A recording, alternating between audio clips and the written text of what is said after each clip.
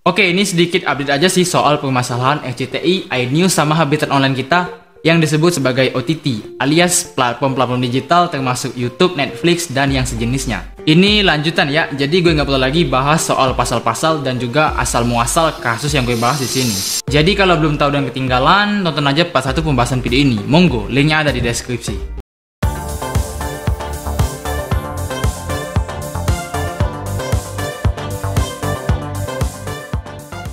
Oke, buat membuka gue mau meluruskan. Beberapa dari temen gue ada yang beranggapan kalau gugatan RCTI udah stop alias ditolak. Padahal sebenarnya gugatan RCTI dan iNews yang sama-sama milik MNC memang udah ditolak, tapi baru sebatas oleh pemerintah aja. Sementara status gugatan tersebut sekarang masih berlanjut di MK alias Mahkamah Konstitusi. Jadi mereka masih memperjuangkan kepercayaan mereka yang menurutnya benar. Dan usut punya usut, rupanya berita yang kita dapat beberapa hari terakhir ada yang meleset. Ini terungkap berdasarkan apa yang disampaikan perwakilan penggugat ke publik melalui podcast di channel YouTube-nya Om Deddy Corbuzier. Karena klarifikasi atau tanggapan dari pihak penggugat udah telat, orang-orang udah keburu panas lah. Kenapa gitu? Nggak dari kemarin-kemarin mereka bikin klarifikasi ataupun meluruskan perkaranya. Tapi ya udahlah, udah terjadi. What an idiot. Oke, gue dapet tambahan detail ataupun statement resmi dari perwakilan pihak penggugat sendiri. Dalam hal ini Direktur RCTI dan juga Direktur dari induknya penggugat, yaitu MNC Media. Gue mau bahas poin-poin penting ataupun poin-poin baru dan ngasih perspektif gue lagi karena ini penting pakai banget. Kalau dari klarifikasinya di podcast Om Deddy, mereka bilang kalau dengan diberlakukannya undang-undang penyiaran ke layanan digital, maka OTT semacam YouTube dan Netflix bisa kena yang namanya pidana dan juga berpotensi diblokir jika bikin masalah. Yang padahal masalah itu akan dibuat atau didatangkan oleh kreator yang statusnya hanya sebagai mitra. Mereka bilang mereka nggak pengen kreator jadi dipersulit dengan undang-undang penyiaran. Ini cuma bakal berpengaruh ke platform digital.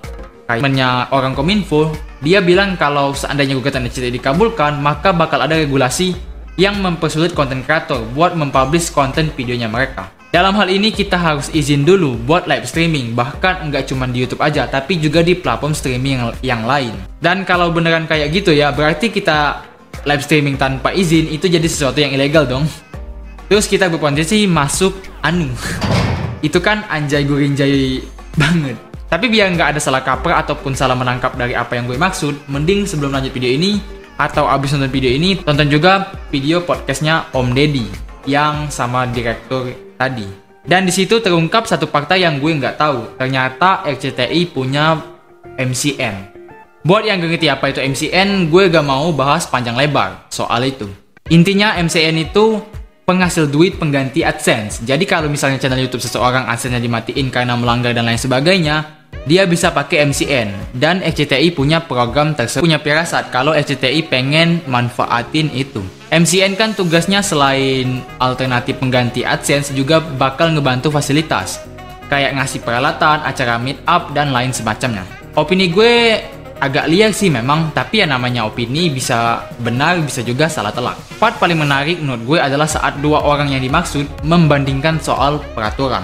Dimana kalau ada konten atau acara TV yang dianggap melanggar, masyarakat atau penonton bisa ngadu ke KPI. Dan sanksi pun akan diberikan kepada stasiun TV sekaligus pemiliknya. Sementara kalau di YouTube itu nggak berlaku. Kalau ada yang bikin kasus, ya yang kena yang bikin konten, bukan OTT alias katakanlah media digital seperti YouTube dan Facebook. Tapi sebenarnya di layanan seperti YouTube itu udah ada fitur buat melaporkan ataupun tombol report. Sehingga sebenarnya tanpa disadari udah ada regulasi yang beroperasi. Jika konten di YouTube dilaporkan dan terbukti melanggar, maka YouTube itu sendiri akan langsung melakukan take down. Dan itu menurut gue udah sistem yang terbilang fair. Sebelum di take down, orang-orang juga punya pembahasan dan materi buat jadi pembelajaran dari kasus itu sendiri, supaya nggak melakukan hal yang sama.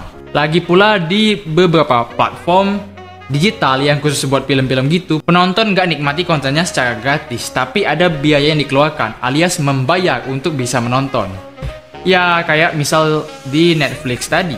Intinya gini aja deh, kalau misalkan kemauannya RCTI dan iNews dituruti, kita nggak bisa bebas ngapa-ngapain di internet. Ini juga secara nggak langsung akan membatasi kita dalam berekspresi dan membagikan apa yang pengen kita bagikan.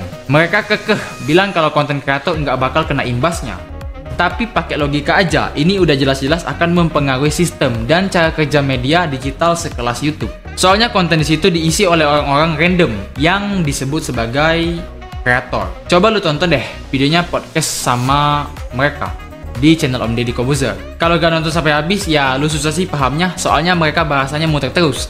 Plus bilang kalau regulasi undang-undang penyiaran akan memberikan perlindungan kepada konten kreator. Sebenarnya kalau konten kreator bikin salah, ya tetap salah. Dia tetap dapat hukuman, tuntutan, dan bahkan hukuman sosial kayak dibully, dikucilkan temen, dan sebagainya. Nah, kalau undang-undang penyiaran diberlakukan buat platformnya, yang bertanggung jawab malah media semacam YouTube tadi. Dan konten kreatornya malah terlindungi. Itu nggak fair sih. Mereka bilang kalau mereka tuh cuman pengen supaya OTT ataupun korporasi semacam YouTube, Facebook, dan lain yang beroperasi secara digital bisa diikat dengan undang-undang penyiaran. Dimana itu bakal bikin ketika ada kasus dari seorang YouTuber, maka yang disalahkan nggak cuman YouTuber itu doang, tapi juga platformnya. Dan itu membuat platform itu sendiri berpotensi bisa diblokir atau dicekal di negara kita ini. Bayangin, kalau sehari ada yang bikin kasus sampai 100 orang, nah yang bertanggung jawab dan ngurus semuanya itu YouTube. Kok semuanya dilimpahin ke YouTube? Sementara peraturan di YouTube itu sendiri udah make sense dan menurut gue udah bagus porsinya. Cuman dia peraturannya sama rata secara global. Mengingat gadget atau alat buat ngakses konten digital itu sendiri adalah melalui perangkat yang harusnya akan dimiliki seseorang yang sudah punya cukup umur. Sementara TV itu ditonton buat satu keluarga. Dan tayangannya pun rata-rata dinikmati buat satu keluarga pula. Jadi mau gimana pun peraturannya nggak bisa diberlakukan sama dong. Dia bilang kalau diberlakukannya undang-undang penyiaran terhadap media digital akan mengamankan konten kreatornya dan nggak berdampak buruk. Tapi coba dipikir-pikir jauh, kok bisa konten kreator di platform nggak terpengaruhi ketika platform itu mengubah peraturan? Yang mana peraturan itu dibuat dan bahkan sama persis kayak yang diberlakukan terhadap televisi.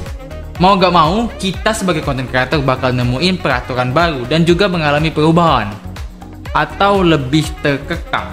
Misalnya kayak kita tadi yang biasa bebas bercanda pakai kata-kata yang modelnya anjay, anjir, injir, anjas, dan semacamnya di YouTube.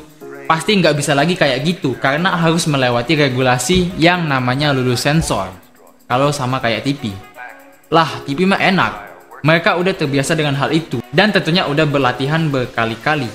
Jadi buat melakukan kesalahan terhadap sensor itu bakal kecil banget dan mereka punya waktu yang cukup juga. Sementara kalau buat YouTube aja, sehari bisa ada belasan bahkan ratusan konten dan durasinya bermacam-macam, bahkan ada yang sampai 1 jam. Terus cara sensornya gimana dengan waktu yang begitu mepet? Gue lagi bahas sesuatu yang lagi viral, yang misalnya 2 hari yang lalu. Terus baru lulus sensor seminggu kemudian, lah itu apa? Nggak jadi sistem yang bobrok. Pokoknya sampai saat ini gugatan RCTI dan iNews masih berlangsung di Mahkamah Konstitusi dan baru masuk di tahap penyampaian keterangan dari pihak pemerintah. Oke, gue di sini nggak mau dibilang sebagai penggiring opini, tapi gue mau berbagi pendapat pribadi dan kesimpulan gue juga yang gue dapat setelah melihat apa yang sebenarnya terjadi, termasuk mengamati melalui podcastnya Om Deddy Corbuzier. Kemarin udah ada yang bikin petisi tolak pengabulan gugatan RCTI dan iNews soal penyiaran media digital. Dan di sini gue mendukung petisi itu dan minta tolong buat siapapun yang sepemikiran sama gue supaya menandatanganinya.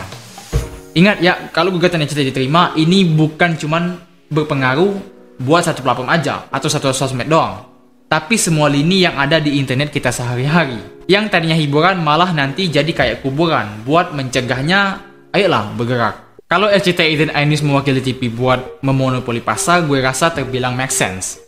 Soalnya ini tepat banget waktunya sama Netflix yang resmi dibuka dari blokir Telkom. Plus bulan September ini, kalau nggak ada masalah, Disney Plus ikutan masuk ke Indonesia. Yang mana ini berarti ruang ataupun pasarnya penonton TV bakal lebih sempit lagi. Lu tau lah konten film Disney Plus kayak apa, selepel apa, sekeren dan semenarik apa. Dan ibaratnya lagi, pasarnya TV itu ada di tengah, terus dari belakang, samping kanan atau bawah ditekan ataupun mulai dikuasain oleh Netflix, sosmed, YouTube, dan tinggal menunggu waktu buat masuknya Disney Plus. Gue tahu mereka kesulitan dan punya batas-batas sendiri buat menampilkan konten di layar kaca TV. Dan gue rasa itu ya memang resikonya mereka juga. Dan terlepas dari itu semua, kembali lagi ke masing-masing orang, setuju atau enggak, dan gimana cara mereka menanggapi apa makna dari tindakan RCTI. dan iNews yang sekarang masih berlanjut. Kalau nggak suka sama opini gue, ya dislike aja. Tapi kalau sependapat, boleh like dan share video ini. Semoga bermanfaat dan sampai ketemu di konten Teknoda yang berikutnya.